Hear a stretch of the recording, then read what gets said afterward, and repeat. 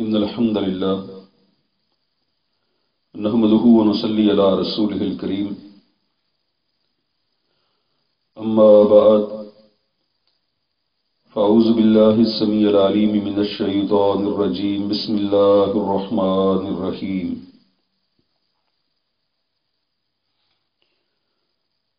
وعن عبد الله بن عمرو بن العاص رضي الله عنهما سیدنا عبداللہ بن عمرو بن عاص رضی اللہ تعالیٰ عنہما سے روایت ہے عن النبی صلی اللہ علیہ وسلم قال، وہ نبی صلی اللہ علیہ وسلم سے روایت کرتے ہیں کہ آپ علیہ الصلوۃ والسلام نے ارشاد فرمایا، رضا اللہ فی رضا الوالدین، اللہ کی رضامندی والدین کی رضامندی میں ہے، وسخط اللہ فی سخط الوالدین، اور اللہ کی ناراضگی والدین کی ناراضگی میں ہے۔ اخرجہ ترمذی، اسے ترمذی نے نقل کیا ہے، وصححہ ابن حبان والحاکم، اور ابن حبان اور حاکم نے اس کو صحیح کہا ہے۔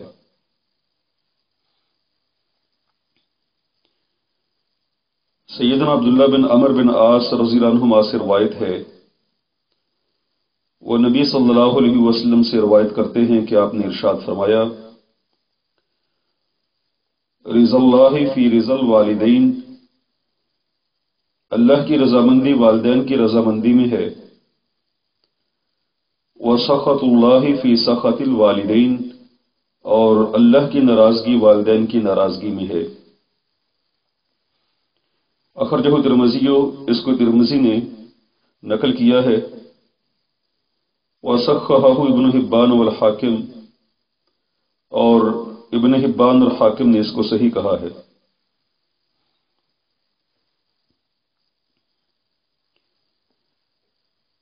رضا جو ہے راضی یا یرضا سے ہے،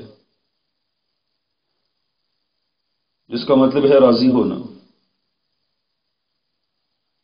اور سخطن اس کا مطلب ہوتا ہے ناراض ہونا، اور اس کو سختن بھی پڑھا جا سکتا ہے، سختن سخطن دونوں کا ایک ہی معنی ہے۔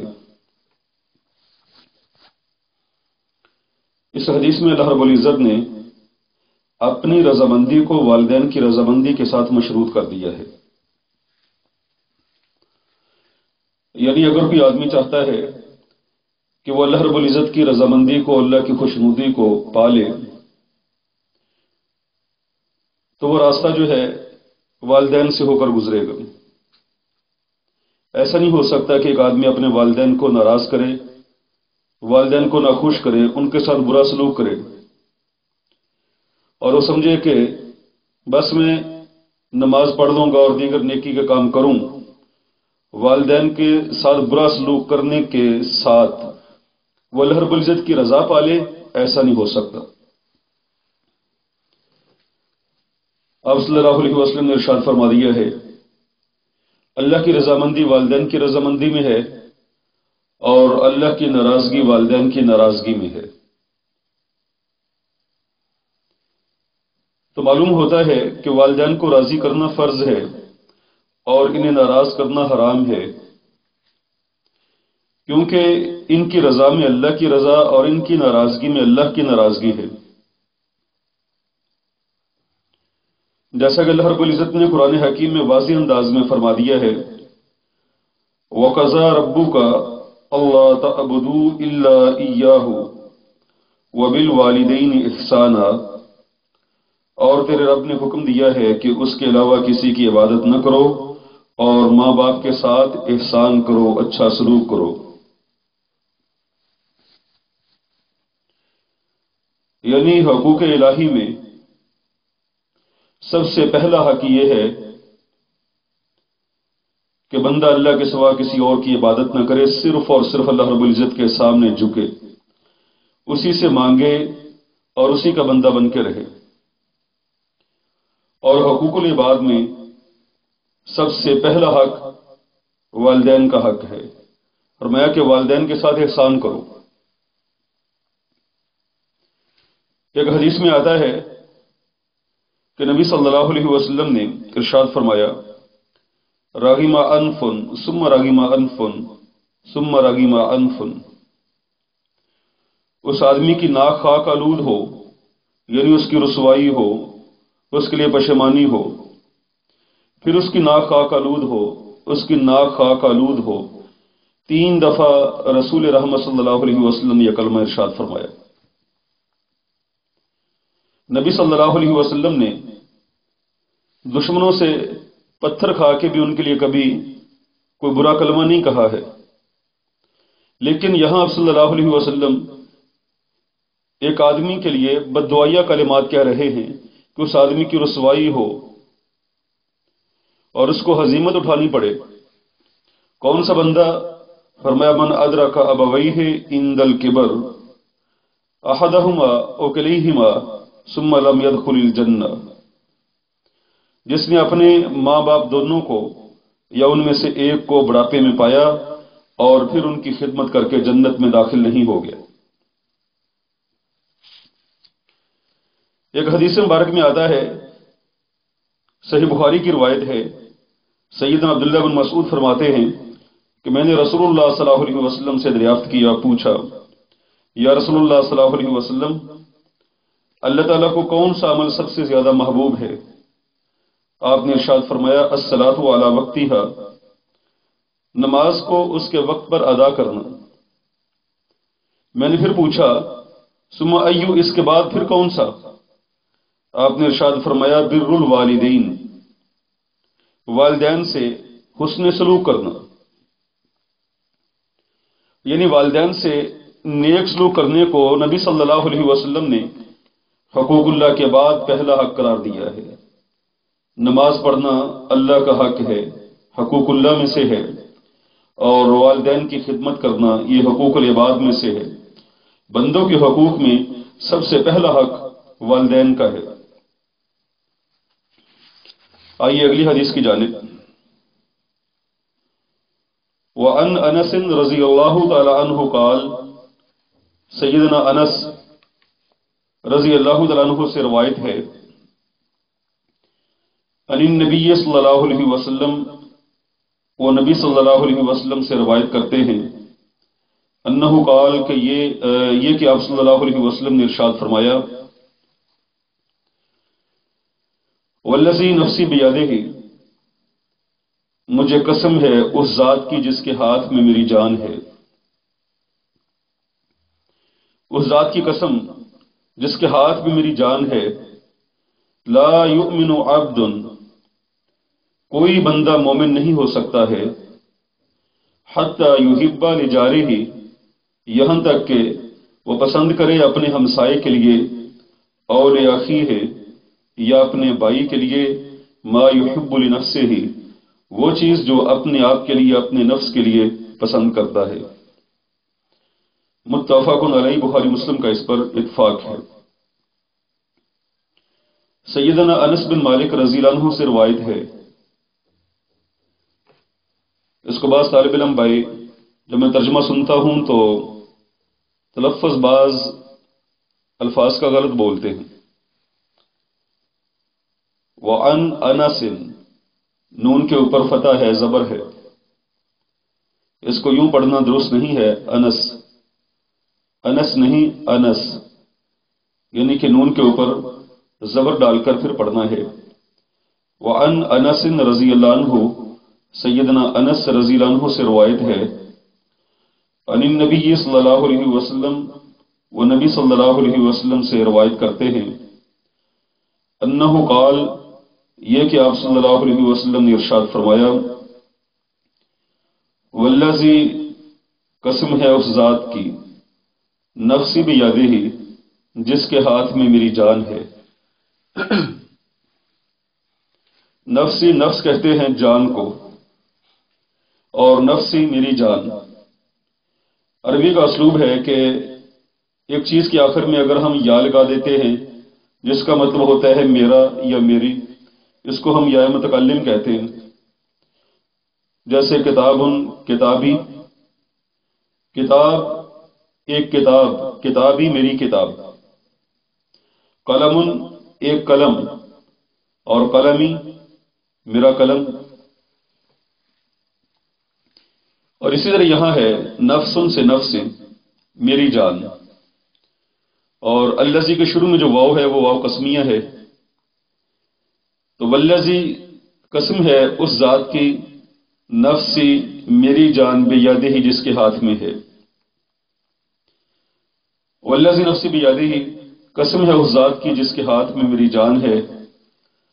لا یؤمن عبد، کوئی بندہ مومن نہیں ہو سکتا، حتی یہاں تک کہ یحب وہ پسند کرے، لجارہ ہی اپنے ہمسائے کے لیے، اپنے پڑوسی کے لیے، او لأخیہ یا اپنے بھائی کے لیے، ما یحب لنفسہ ہی جو پسند کرتا ہے اپنے نفس کے لیے، اپنی ذات کے لیے۔ متفق علیہ، بخاری مسلم کا اس پر اتفاق ہے۔ مومن نہیں ہوتا، اس سے مراد یہ ہے کہ وہ کامل مومن نہیں ہوتا۔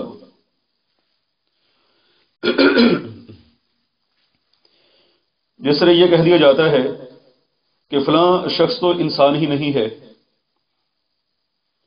تو اس سے مراد یہ نہیں کہ وہ انسان نہیں ہے، انسان تو ہے لیکن انسانیت والے اوصاف اس کے اندر پوری طرح کامل انداز سے موجود نہیں۔ تو بندہ مومن نہیں، مراد اس سے یہ ہے کہ اس کا ایمان کامل نہیں، اس کے ایمان میں کمی واقع ہو جاتی ہے۔ وہ کامل مومن تب کہلائے گا جب ان چیزوں پر عمل کرے گا۔ تو ارشاد فرمایا نبی صلی اللہ علیہ وسلم نے قسم اٹھا کر، قسم جو ہے آنے والے کسی واقعے کے بارے میں اٹھانا یا کسی بات کے آغاز میں اٹھانا جو ہے، اس کا مطلب یہ ہوتا ہے کہ یہ بات جو میں کہہ رہا ہوں یہ انتہائی اہم اور اہم ترین ہے، کہ اس کی طرف توجہ دلانے کے لیے میں قسم اٹھا رہا ہوں۔ تو آپ علیہ الصلوۃ والسلام نے قسم اٹھا کے فرمایا وہ بندہ مومن نہیں ہو سکتا جو اپنے ہمسائے یا اپنے بھائی کے لیے وہی چیز پسند نہ کرے جو اپنے لیے پسند کرتا ہے۔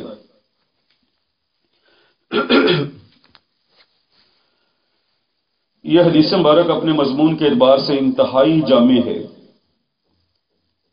ہم میں سے اکثر اس کا بس یہ اتنا مطلب سمجھتے ہیں کہ جب ہم بازار سے کوئی چیز خریدتے ہیں تو جیسی اپنے لیے خریدی ہے، جیسا تحفہ یا ہدیہ میں اپنے بھائی کو دینا چاہتا ہوں ویسا ہی میرے پاس ہو،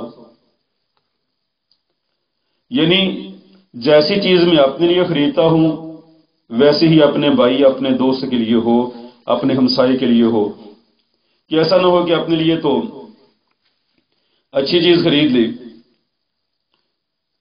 اور اپنے بھائی کے لیے گھٹیا اور ہلکی چیز۔ گھر میں جو کھانا بنا ہے اپنے لیے تو اچھے کھانے کا انتخاب کر لیا اور اپنے بھائی کے لیے ہلکے اور کمتر درجے کے کھانے کا اہتمام کر لیا۔ ایک چیز جو جب خراب ہونے کی کیفیت کو پہنچتی ہے اپنے ہمسائے کو بیچ دینا، یہ تفاوت اور یہ چیز جو ہے یہ امتیاز برقرار رکھنا، یہ اس کے ایمان کے کم ہونے کی دلیل ہے، اور یہ چیز اس کے ایمان کو نقصان دے سکتی ہے۔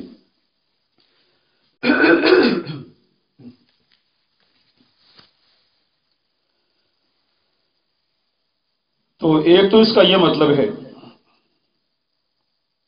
اور اگر تھوڑا سا گہرائی سے دیکھا جائے تو یہ حدیث انتہائی جامع ہے، اس کے اندر تقریباً ساری ہی معاشرتی چیزیں آ جاتی ہیں۔ دیکھیں یہاں کسی چیز کا ذکر نہیں کیا بلکہ مطلق کہا ہے کہ بندہ جو اپنے لیے پسند کرتا ہے وہی اپنے ہمسائے کے لیے اور اپنے بھائی کے لیے پسند کرے۔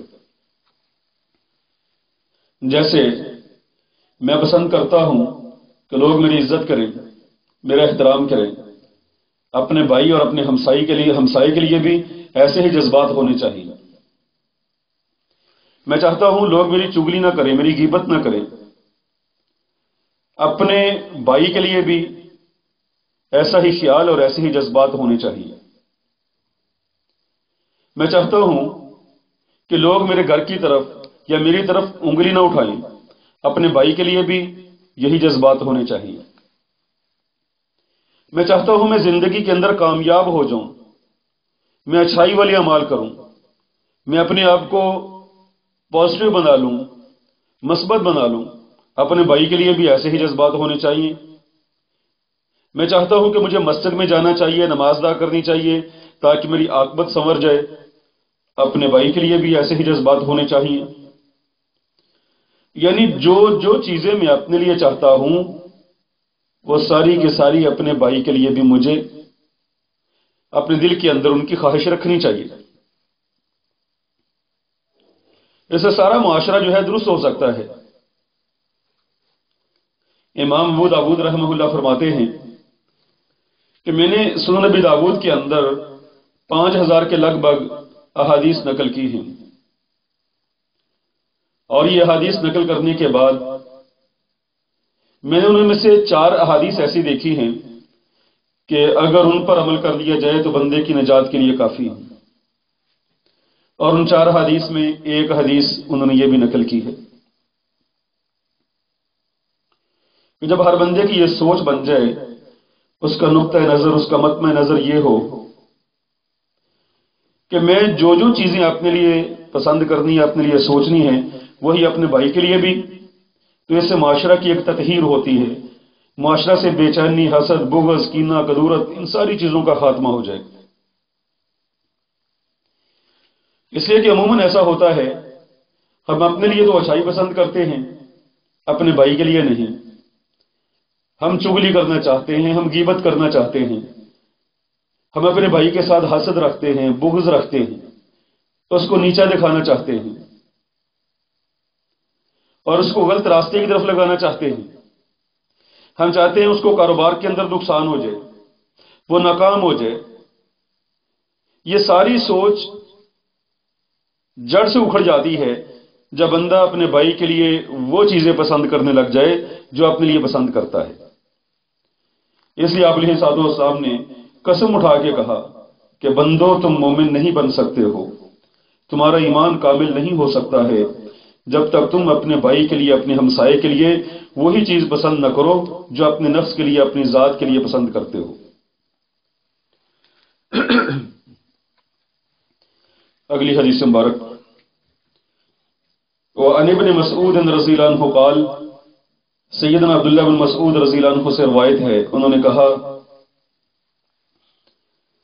سألت رسول اللہ صلی اللہ علیہ وسلم، میں نے رسول اللہ صلی اللہ علیہ وسلم سے سوال کیا، پوچھا ایو ذنب اعظم، کون سا گناہ سب سے بڑا ہے؟ قال، آپ صلی اللہ علیہ وسلم نے ارشاد فرمایا ان تجعل للہ ندا، یہ کہ تو اللہ کے ساتھ کسی کو شریک ٹھہرائے، کسی کو شریک بنائے، وہو خلقک، حالانکہ اس نے تجھے پیدا کیا ہے۔ قلت، میں نے پوچھا یا میں نے کہا ثم ایو، پھر کون سا؟ قال، آپ صلی اللہ علیہ وسلم نے ارشاد فرمایا ان تقتل ولدک خشیۃ، یہ کہ تو اپنی اولاد کو قتل کرے، خشیۃ، اس ڈر سے، ان یاکل معک، کہ وہ تیرے ساتھ کھائے گی۔ قلت، میں نے کہا ثم ای، پھر کون سا؟ قال، آپ صلی اللہ علیہ وسلم نے ارشاد فرمایا انت زانیہ یہ کہ تو زنا کرے، بے حلیلہ تجاری کا اپنے ہمسائے کی بیوی سے۔ متفق علیہ، بخاری مسلم کا اس پر اتفاق ہے۔ سیدنا عبداللہ بن مسعود رضی اللہ عنہ سے روایت ہے، قال، انہوں نے کہا، سألت رسول اللہ صلی اللہ علیہ وسلم، میں نے رسول اللہ صلی اللہ علیہ وسلم سے سوال کیا، ای ذنب اعظم، کون سا گناہ سب سے بڑا ہے؟ ایون کا مطلب ہوتا ہے کون سا، الذنب گناہ، اور اعظم یہ اسم تفضیل کا صیغہ ہے جس کا مطلب ہے سب سے بڑا۔ عظیم بہت بڑا، اعظم سب سے بڑا، جیسے انگلش میں استعمال کیا جاتا ہے نا کہ گڈ، بیٹر، بیسٹ۔ گڈ اچھا، بیٹر بہتر، اور بیسٹ بہترین، یعنی جو آخری ڈگری ہے، سپر ڈگری، وہ ہے بیسٹ۔ اور اسی طرح عربی کے اندر اسم تفضیل کا صیغہ جو ہے یہ بھی سپر ڈگری کے لیے استعمال کیا جاتا ہے۔ اس کا مطلب ہوتا ہے انتہائی، سب سے بڑھ کے۔ اور ایک وزن آپ بھائی یاد کر لیں، افعلو کا وزن، افعلو کے وزن پر اسم تفضیل کا صیغہ آتا ہے۔ جیسے افعلو کے وزن پر ہے اعظم، سب سے بڑا، اور اسی افعلو کے وزن پر ہے اکبر، سب سے بڑا، اور اسی وزن پر ہے اصغر، سب سے چھوٹا۔ تو ایسے اور بہت سارے صیغے ہیں جو اسی وزن پر آتے ہیں۔ ایو ذنب اعظم، کون سا گناہ سب سے بڑا ہے؟ قال، آپ صلی اللہ علیہ وسلم نے ارشاد فرمایا، ان تجعل، یہ کہ تو بنائے، للہ، اللہ کے ساتھ، ندن، کسی کو شریک، وہو، حالانکہ وہ ہے، خلق، جس نے پیدا کیا ہے، کا، تجھے، صیغہ ہے خلق، اس نے پیدا کیا، کا آگے ضمیر ہے، وہو خلق کا، حالانکہ وہ ہے جس نے تجھے پیدا کیا ہے۔ قلت، میں نے پوچھا، قلت سیاق و سباق کے اعتبار سے اس کا معنی بدل بھی جاتا ہے، جیسے قالا کا معنی ہے اس نے کہا، اور اس طرح سے قلت، میں نے کہا۔ تو سیاق و سباق کے اعتبار سے اگر کہنے والا کچھ پوچھ رہا ہے تو قالا یقول، ان کا ترجمہ پوچھنے میں بھی کیا جا سکتا ہے، جیسا کہ یہاں ہم کر رہے ہیں، قلت، میں نے کہا، یا میں نے پوچھا۔ ثم ای، پھر کون سا؟ قال، آپ صلی اللہ علیہ وسلم نے ارشاد فرمایا، ان تقتل ولدک، یہ کہ تو قتل کرے اپنی اولاد کو، خشیتا، اس ڈر سے، ان یاکل معک، کہ وہ تیرے ساتھ کھائے گی۔ قلت، میں نے پوچھا، ثم ای، پھر کون سا؟ قال، آپ صلی اللہ علیہ وسلم نے ارشاد فرمایا، ان تزانی بحلیلہ تجاری کا، یہ کہ تو زنا کرے اپنے ہمسائے کی بیوی سے۔ متفق علیہ، بخاری مسلم کا اس پر اتفاق ہے۔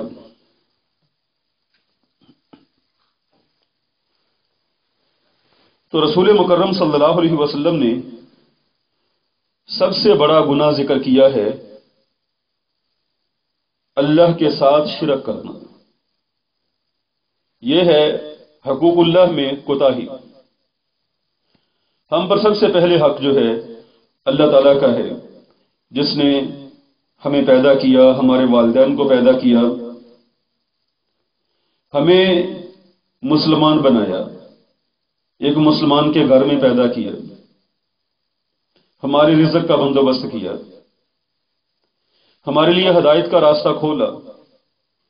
اس اللہ کا ہم پہ سب سے بڑا حق ہے اور پہلا حق ہے۔ اور شرک کرنا در حقیقت اللہ رب العزت کے حق کو پامال کرنا ہے، اس عظیم محسن کے احسان کو فراموش کرنا ہے۔ اس نے فرمایا کہ سب سے بڑا گناہ یہ ہے کہ بندہ شرک کرے، حالانکہ اس نے تجھے پیدا کیا ہے، یعنی کہ اپنے خالق کے حقوق میں ہی بندہ کوتاہی کرے۔ تو سب گناہوں سے بڑا گناہ اللہ کے ساتھ کسی کو شریک ٹھہرانا ہے۔ انسان کو یہ بات زیب نہیں دیتی کہ اپنے پیدا کرنے والے کے ساتھ ایسے لوگوں کو شریک اور برابر ٹھہرائے جنہوں نے کچھ بھی پیدا نہیں کیا۔ اللہ فرماتے ہیں فَلَا تَجْعَلُوا لِلَّهِ أَنْدَادًا وَأَنْتُمْ تَعْلَمُونَ، تو تم جانتے بوجھتے اللہ کا شریک نہ بناؤ، وَأَنْتُمْ تَعْلَمُونَ، حالانکہ تم جانتے بھی ہو، تم دیدہ دانستہ اللہ کے لیے شریک نہ بناؤ۔ یہ در حقیقت اللہ رب العزت کی غیرت کو چیلنج کرنا ہے، اور اتنا بڑا گناہ ہے کہ دوسرے گناہ اگر اللہ چاہے تو بخش بھی دے، مگر اللہ کے حق میں یہ کوتاہی کہ بندہ شرک کرے، اسے ہرگز اللہ معاف نہیں کرے گا۔ اس لیے باری تعالیٰ نے صاف صاف الفاظ میں بیان فرما دیا ہے ان اللہ لا یغفر ان یشرک بہ، بلا شبہ اللہ یہ معاف نہیں کریں گے کہ اس کے ساتھ شرک کیا جائے، وَيَغْفِرُ مَا دُونَ ذَلِكَ لِمَن یشاء، اور اس کے علاوہ جو چاہیں اللہ تعالیٰ معاف کر سکتے ہیں۔ یہ اللہ رب العزت نے ایک اصول بنا دیا ہے اور صاف صاف الفاظ میں بیان فرما دیا کہ میدان محشر میں قیامت والے دن بھی کوئی بندہ کسی مشرک کی سفارش بھی نہیں کرے گا۔